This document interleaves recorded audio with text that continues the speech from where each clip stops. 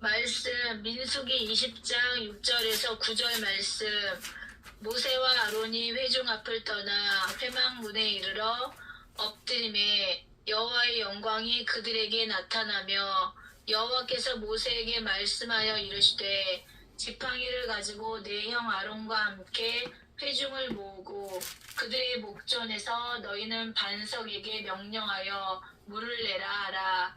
내가 그 반석이 물을 내게 하여 회중과 그들의 짐승에게 마시게 할지니라.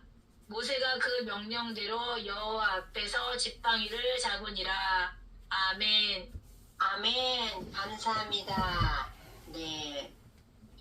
오늘 선포된 본문 말씀에 의해서 모세라는 제목으로 이안드레 목사님께서 말씀을 선포해 주시겠습니다. 네, 목사님 기도도 부탁드립니다. 좋으신 아버지 감사합니다. 은혜 가운데 한 주 한 주 살아가게 하시고 또 오늘 다시 한번 새로운 날을 맞게 하셔서 기적의방의 모든 지체들이 함께 모였습니다. 모여진 저희들을 축복하여 주셔서 이 시대의 중보 기도의 사역을 감당하게 하셔서 이 기적의 방을 통하여 많은 기적과 응답의 역사를 맛보게 하시고 정말 우리가 기도하는 이 귀한 직책을 감당할 수 있는 저희들에게 도와주십시오. 오늘도 부족한 종을 세우셨는데 하나님 순종하는 마음으로 썼습니다. 하나님께서 친히 입술을 주관하셔서 필요하지 않은 말씀을 증거하게 하시고 우리의 심령에 잘 박힌 목과 같이 이 말씀이 우리 안에서 역사하고 살아 움직여서 역사하는 그 운동력 있는 하나님의 말씀을 통하여 우리가 변화되고 그 말씀 붙잡고 이제 다시 한번 힘을 얻고 살아가는 저희들에게 도와주십시오. 오늘 이 시간 온전히 주께서 주관하시고 함께 하심을 믿고 예수님의 이름으로 감사하며 기도드리옵나이다. 아멘. 아멘. 아멘.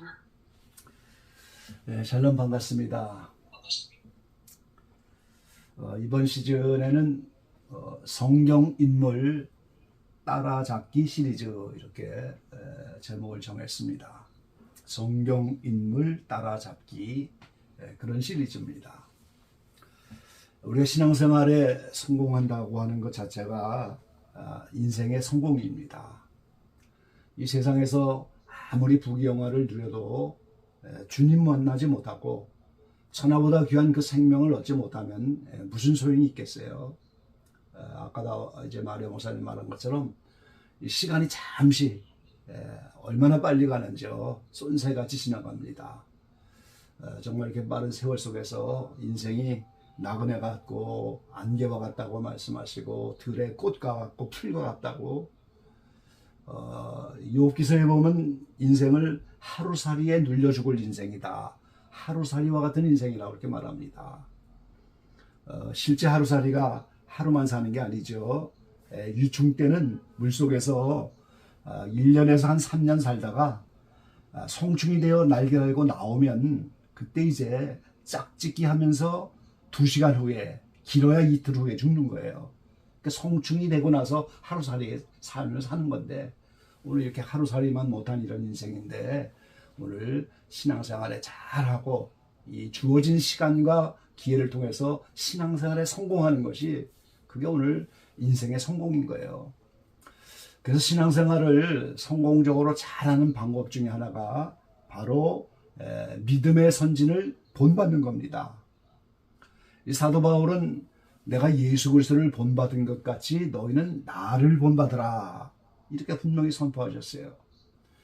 예수님은 의의 태양이신데 우리가 온유월의 뜨거운 태양빛을 눈이 부셔서 바라볼 수 없지만 밤하늘의 달은 얼마든지 바라봐도 눈이 부시지 않은 것처럼 의의 태양 되신 주님을 직접적으로 닮아가긴 어렵고 직접적으로 본받기는 어렵지만 오늘 이러한 예수님을 본받은 믿음의 선진들을 본받아 가는 거 그게 오늘 신앙생활을 잘하는 방법 중이고 그것이 오늘 신앙생활에 성공하는 지름길이에요.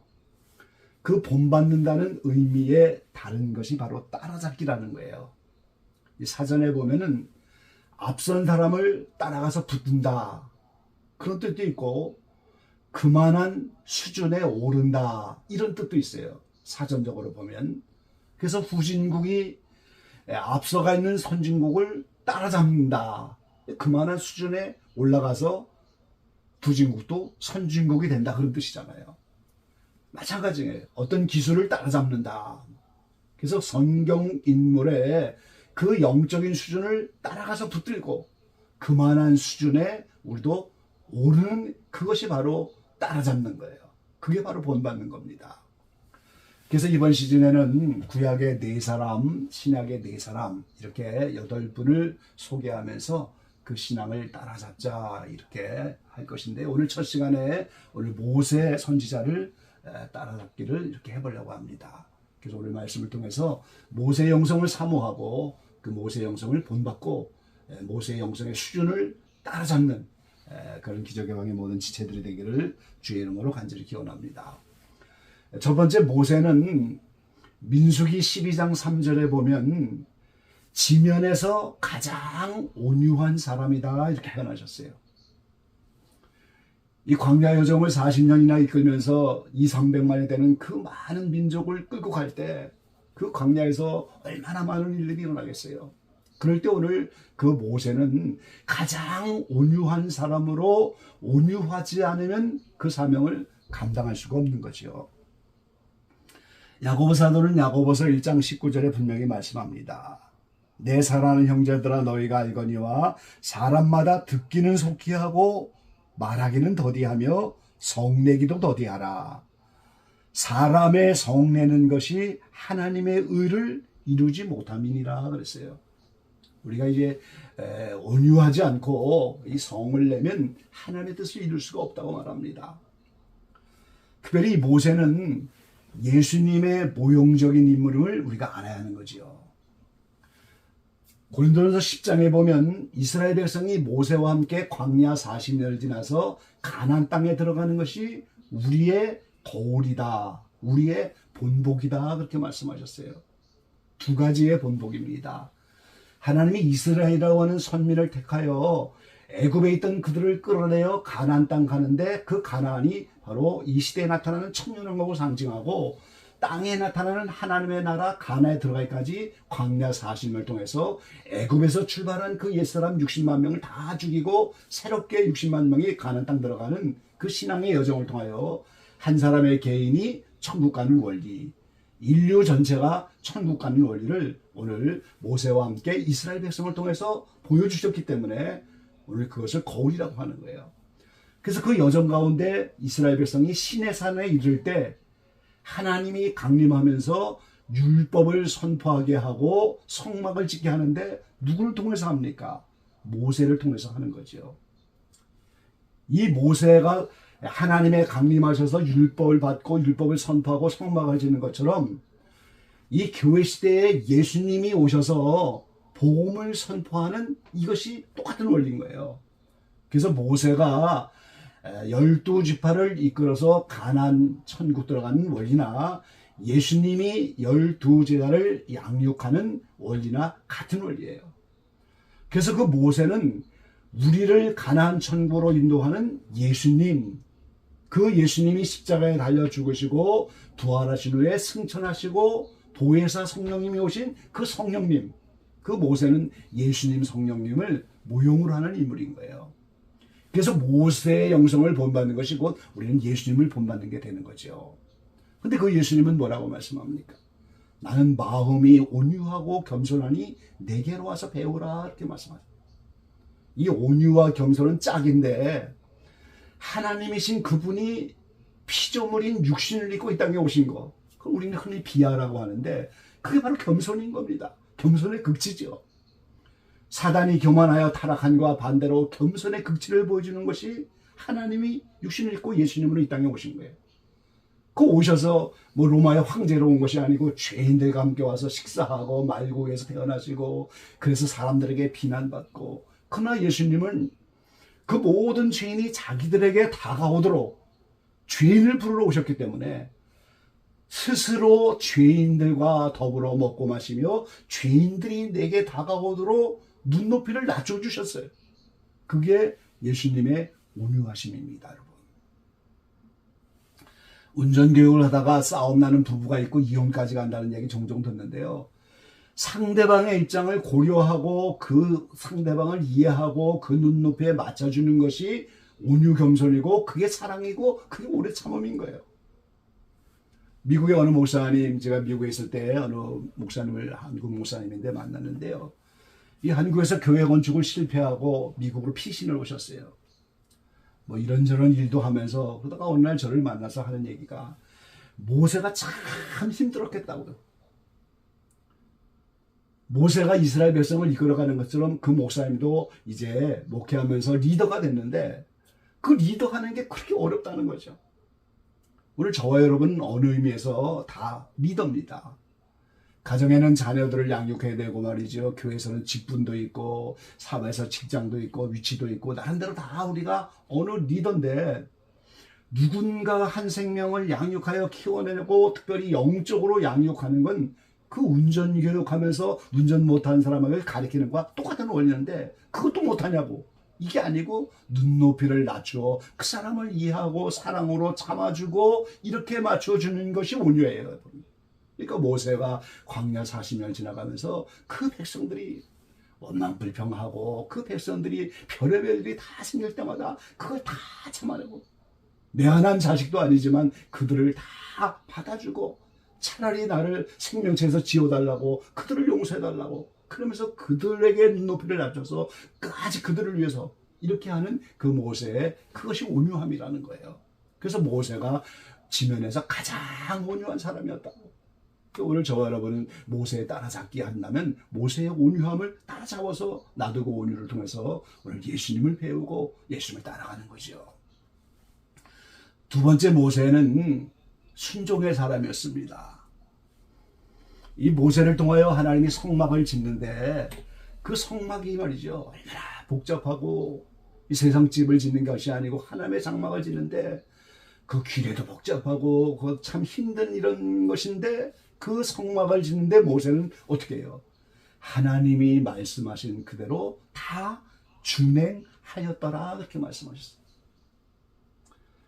히브리 8장 5절에 보면 모세가 성막을 짓는 것이 마음대로 짓는 것이 아니고 하늘에 있는 것의 모형과 그림자, 하늘에 있는 장막 성전을 그대로 하나님이 보여주신 그 식양을 그대로 지금 짓고 있는데 철저하게 순종하며 준행하지 않으면 오늘 하나님의 장막을 지을 수가 없는 거예요. 노아가 방주를 지을 때도 하나님이 그 방주의 규격을 다 일러주셔서 그 노아가 그대로 준행하였더라 이렇게 말씀하셨는데 그 노아가 하나님이 정해주신 규격대로 방주를 짓지 않으면 그 물속에서 어떻게 견디겠어요? 그 노아의 방주가 완벽한 배의 모습인 거거든요. 오늘 우리가 모세가 성막을 진 것처럼 우리는 각자 마음에 성전을 세워가는 사람입니다. 예수님이 이 땅에 계실 때 인자가 머리 둘 곳이 없다고 탄식을 하셨는데 이 잠자리가 없다는 것이 아니잖아요. 그 예수님을 마음으로 받아들여서 그 마음 속에 모셔드리는 사람이 없는 것. 그게 인자가 머리 둘 곳이 없다고 하는 건데 오늘 이 시대도 우리 각자가 예수님을 영접하고 하나님의 자녀가 됐다면 그때부터 내 마음의 성전을 통하여 그 예수님을 우리가 모셔서 내 안에 성전이 완성되는 것인데 모세가 성막을 짓는 것처럼 오늘 예수님이 어디로 인도하든지 따라가면서 그 환경 속에서 말씀을 지키며 철저하게 순종하지 않으면 마음의 성전이 이루어지지 못하는 거예요. 정말 내 마음속에 주님이 이렇게 단칸방 하나를 가지고라도 주님을 모시는 것처럼 주님이 내 마음속에 오셔서 이렇게 내주할 수 있는 그 방 한 칸이라도 이렇게 깨끗하게 준비된 그런 인생이 되어야 하지 않겠어요? 혈기낼 거 다 혈기내고 할 일 다 하고 죄악 세상에서 사람들과 똑같이 살아가면서 그 무슨 기도하겠어요? 주님이 내 마음의 성전에 오셔서 성령의 말할 수 없는 탄식으로 하나님이 하나님께 기도하는 그런 기도자가 되어야 되는데 철저한 순종의 사람이 아니면 마음의 성전을 이룰 수가 없는 거예요. 그래서 오늘은 모세의 그 철저한 순종을 우리가 따라잡아야 하는 거죠. 자, 마지막 세 번째 오늘 본문에 모세는 오늘 해막 앞에 엎드렸다 이렇게 말하는데 모세는 엎드림의 사람이에요. 광야 40년을 지나가면서 만나가 떨어졌다고 원망불평하지요. 오늘 본문에 물이 떨어졌다고 원망불평하지요. 고라가 폐역을 일으킬 때도 그렇고 이 광야 40년이 하도 매일매일이 원망 불평하는 그 백성들 앞에 그 순간순간마다 모세가 할 수 있는 것은 하나님 앞에 엎드리는 거예요. 지금 그 모세의 엎드림의 의미가 뭐겠어요? 첫째는 저는 연약하니까 하나님이 해결해 주십시오. 하나님이 해결해 달라고 하나님께 맡기는 기도하는 의미가 엎드림의 의미인 거예요. 두 번째는 하나님이 이 일의 시시비비를 가려 주셔서 하나님이 판결해 주십시오. 하나님이 중재해 주십시오. 이게 모세의 엎드림의 의미입니다. 세 번째는 나는 부족하고 아무것도 아닙니다. 하나님께서 오늘 이 일을 주관하십시오. 이렇게 다 하나님께 모든 걸 의뢰하는 그게 바로 오늘 엎드림의 의미다 그 말이죠. 그래서 그 모세가 엎드릴 때마다 하나님의 영광이 나타나잖아요. 지금 임재의 상징입니다. 그래서 모세에게 해결책을 주시는 거예요. 지금 오늘도 물이 없다고 백성들은 원망불평할 때 엎드리니까 하나님이 영광 중에 나타나셔서 그 모세의 지팡이를 가지고 칠 때마다 반석이 깨어져서 말이죠. 실제 이스라엘에 가보면 그 반석이 산 꼭대기에 있는 거예요. 200만이 먹고도 남을 수 있는 불이 그 산 꼭대기에서 반석이 깨지면서 거기서 강같이 물이 흘러내리는 겁니다. 여러분, 기적이죠. 오늘 저와 여러분 리더들 입장에서 누군가를 우리가 양육하고 기도하며 이렇게 나갈 때 모세의 그 영성 중에 엎드림의 그 영성을 본받아서 이걸 따라잡아야 됩니다. 우리가 이 엎드림이 없으면 우리의 신앙생활은 껍질만 남는 거예요. 형식만 남는 거예요.